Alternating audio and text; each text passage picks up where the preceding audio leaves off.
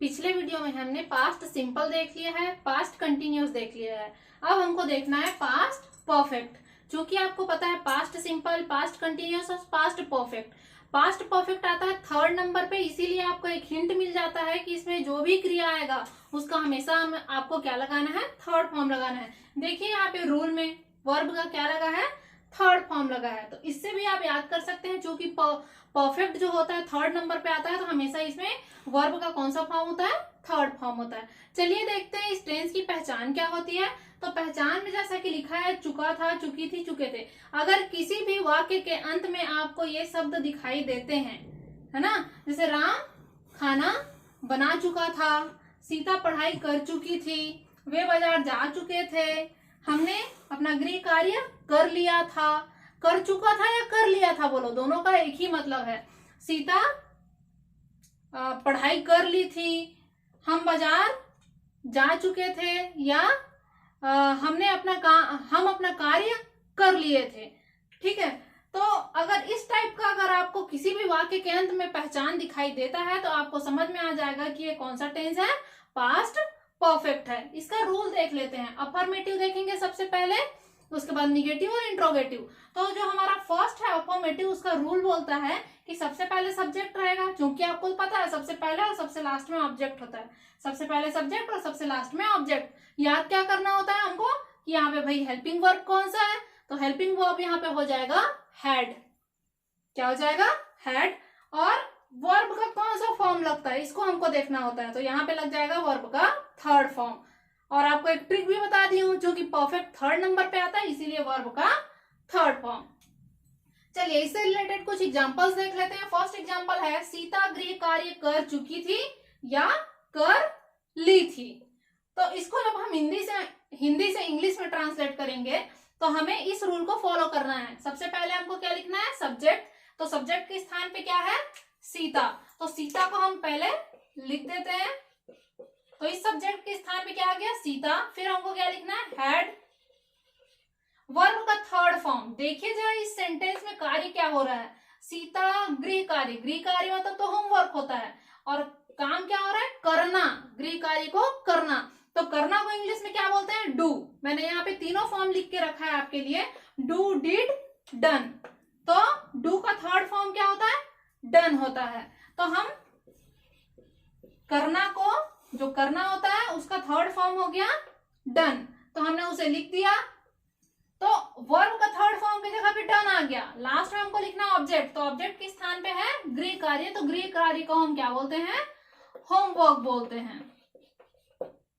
तो इस प्रकार हमने फर्स्ट सेंटेंस को ट्रांसलेट कर लिया। अब बारी है सेकंड सेंटेंस की, मैं बाजार जा चुकी थी।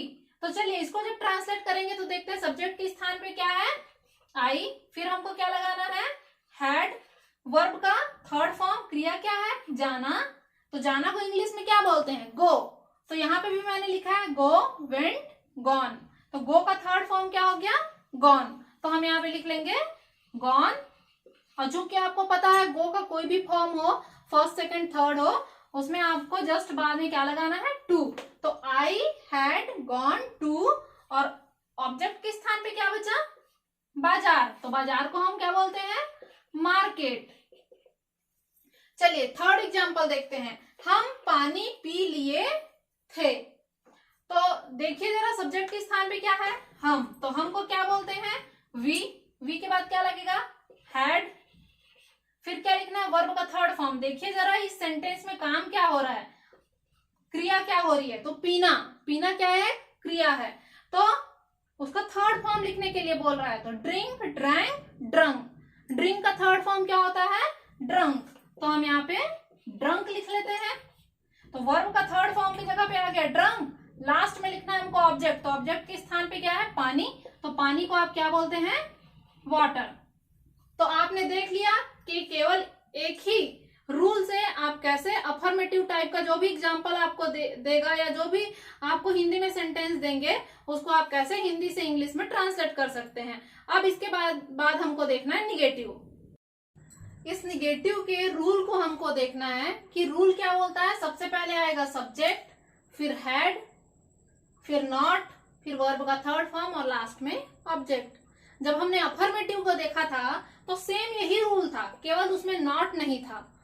और चूंकि निगेटिव बना रहे हैं इसलिए हम क्या करेंगे, जो हमारा हेल्पिंग वर्ब है उसके जस्ट बाद में हम क्या लिख देंगे, नॉट।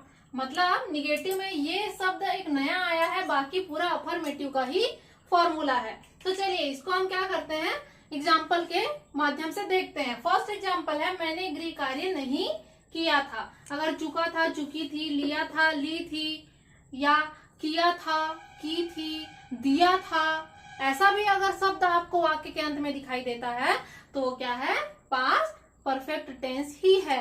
चलिए इसको ट्रांसलेट करते हैं।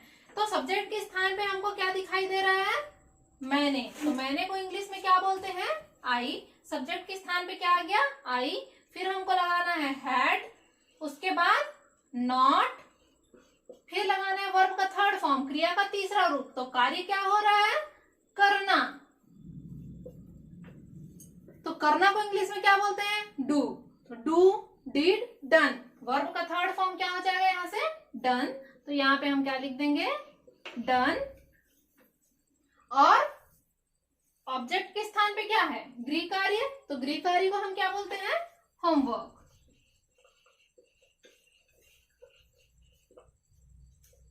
तो इस प्रकार हमने क्या किया, हिंदी से इंग्लिश में ट्रांसलेट कर लिया। सेकंड एग्जांपल बोलता है, वे प्रार्थना कर लिए थे।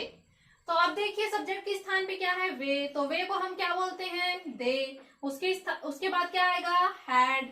फिर हमको लिखना है नॉट। वर्ब का थर्ड फॉर्म, काम क्या हो रहा है, करना। यहाँ पे भी प्रार्थना कर रहे हैं तो कार्य क्या हो रहा है, वर्ब क्या हो रहा है, करना। तो उसका बोलता है कि हमको थर्ड फॉर्म लिखना है। तो थर्ड फॉर्म क्या हो जाएगा, डन। वर्ब का थर्ड फॉर्म डन। और लास्ट में लिखना है ऑब्जेक्ट। तो ऑब्जेक्ट क्या है, प्रार्थना, जिसे हम प्रेयर बोलते हैं। चलिए लास्ट एग्जांपल देख लेते हैं। बरसात हो चुका था। तो इसमें देखिए जो बरसात लिखा है वो वर्ब है। वो क्या है, वर्ब है, वो एक क्रिया है। यहाँ पे कोई भी सब्जेक्ट हमको दिखाई नहीं दे रहा है। तो आपको मैंने पहले के वीडियोस में भी बताया था कि अगर इस टाइप का हमको अगर सेंटेंस मिलता है जिसमें कोई भी सब्जेक्ट ना हो और वो जो क्रिया हो रही है वो कोई प्राकृतिक क्रिया हो, नेचुरल फिनोमिना हो, तो आपको क्या करना है, वहां पे खुद से एक सहायक, वहां पे खुद से एक सब्जेक्ट लगाना है। और वो सब्जेक्ट क्या हो जाएगा, इट। क्या हो, हमारा थर्ड एग्जाम्पल है, बरसात हो चुका था। तो इस एग्जाम्पल में हम देखते हैं कि हमारा जो लिखा है बरसात, तो बरसात क्या है, एक क्रिया है, वर्ब है एक, ठीक है, जिसको हम इंग्लिश में क्या बोलते हैं, रैन बोलते हैं।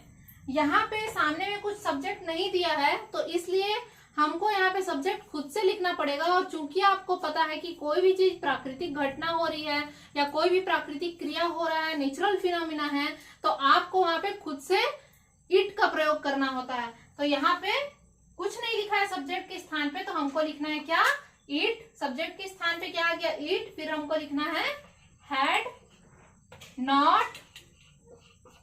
वर्ब का थर्ड फॉर्म, क्रिया क्या हो रही है, बरसात होना, तो बरसात होना का थर्ड फॉर्म क्या हो जाएगा, रैन, रैंड, रैंड।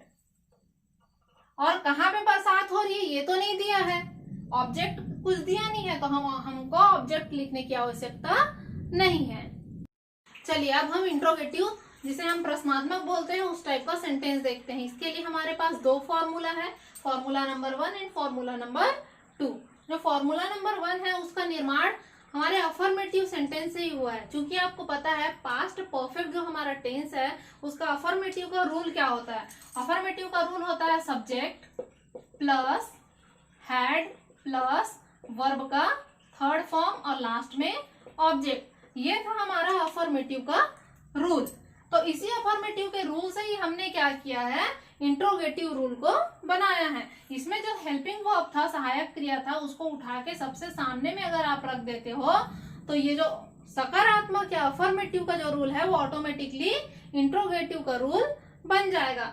तो वही काम हमने यहाँ पे भी किया है। हमारा जो सहायक क्रिया था उसको उठा के हमने सबसे सामने में रख दिया, जो बच गया उसको लिख दिया। क्या क्या बच गया, सब्जेक्ट, तो हमने सब्जेक्ट लिख दिया, वर्ब का थर्ड फॉर्म और ऑब्जेक्ट, तो वर्ब का थर्ड फॉर्म और ऑब्जेक्ट। क्योंकि ये इंट्रोगेटिव है, प्रश्नात्मक है, इसलिए हमने यहाँ पे क्वेश्चन मार्क लगा दिया। सेकंड सेंटेंस में सेकंड जो हमारे रूल है उसको देखते हैं। सेकंड रूल में हमको कुछ नहीं करना होता है, जो हमारा फर्स्ट रूल है उसी को ज्यों का त्यों लिख देना होता है। तो हमने यहाँ पे लिख दिया उसको ज्यों का त्यों, और केवल उसमें एक चीज नया लगा दिया, और वो क्या चीज है, WH वर्ड। WH वर्ड प्रश्नात्मक शब्द होते हैं, जैसे कि what, when, why, where, whose, whom. चलिए एग्जाम्पल से इसको हम समझते हैं। हमारा जो फर्स्ट एग्जाम्पल है, क्या वह खाना पका चुकी थी।